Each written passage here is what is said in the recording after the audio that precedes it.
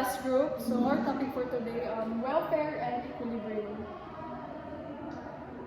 So welfare in the context of economics refers to the overall well-being of individuals and society.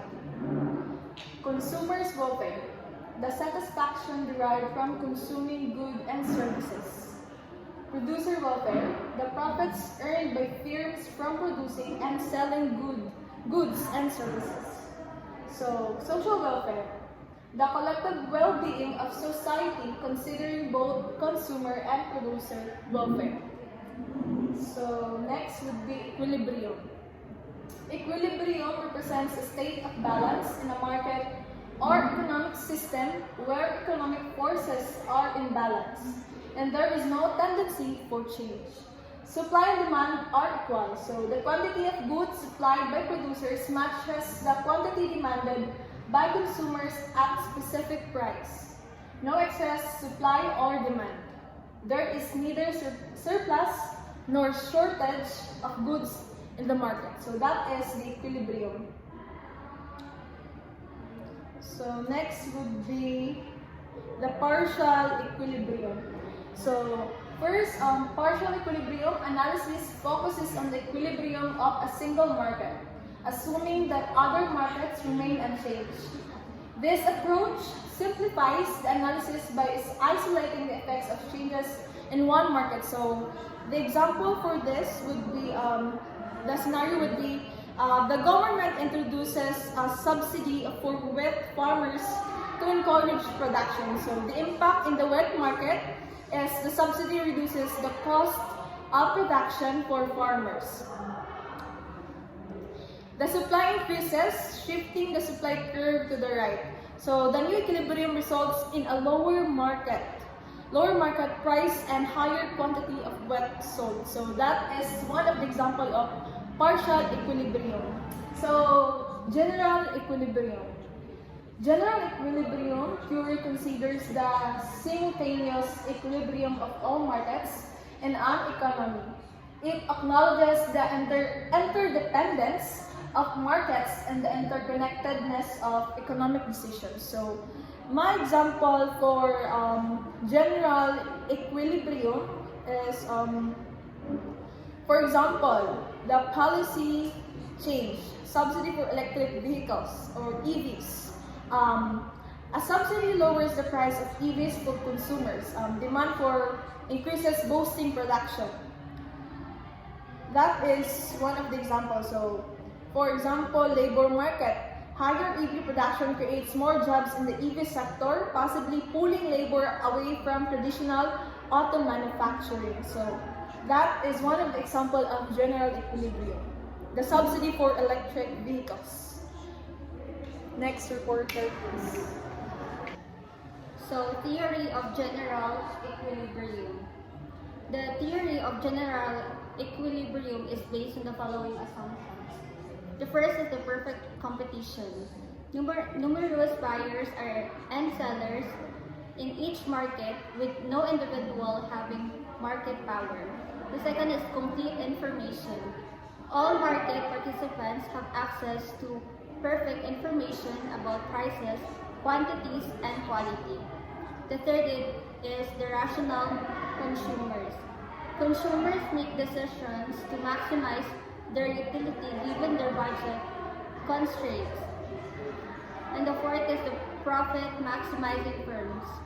Firms aim to maximize their profits by choosing the optimal level of production and pricing. The key concept is the Walrasian equilibrium, a state where all markets simultaneously clear with no excess supply or demand.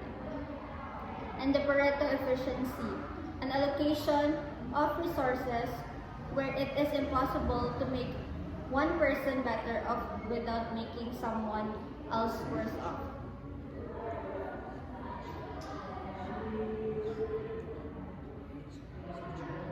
So the next is the limitations of general equilibrium model. The general equilibrium model is a powerful tool for understanding economic interactions, but it has limitations. The first is simplifying assumptions. The model relies on unrealistic assumptions such as perfect competition and complete information, which may not hold in the real-world markets. Second is the complexity. The model becomes increasingly complex as the number of markets and goods increases, make it difficult to analyze and solve. And the last is the static nature. The model is primarily static, focusing on equilibrium state rather than dynamic processes and adjustment over time. The next is uses of general equilibrium theory. Despite its limitation, general equilibrium theory has several applications. The first is the policy analysis, evaluating the potential effect of government policies on various markets and overall economy. The second is trade analysis, understanding the gains from trade and the effects of trade barriers. And the last is the economic modeling, developing complex models to simulate the forecast economic behavior. The last is the conditions of optimum welfare. Optimum welfare refers to a situation where resources are allocated efficiently, maximizing the overall well-being of society. This requires satisfying several conditions.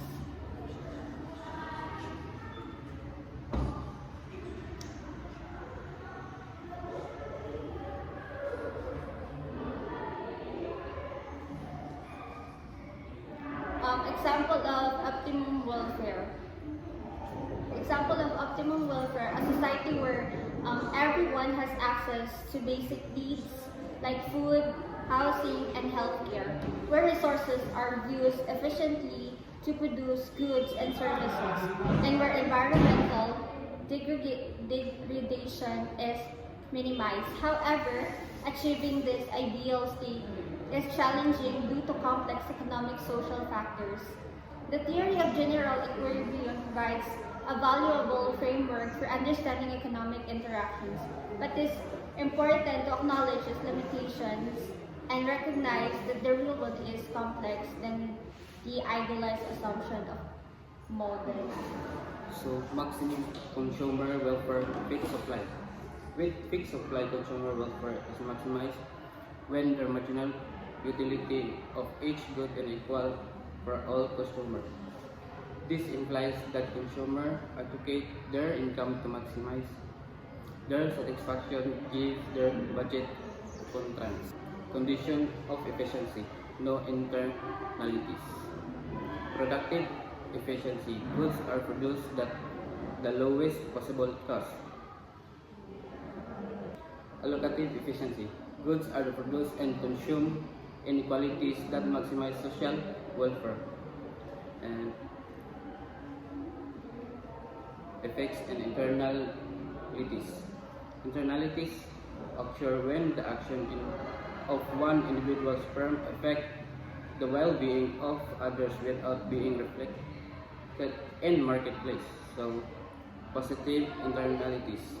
Benefits of third parties not involved in the transaction. And negative internalities. Cost imposed on third parties.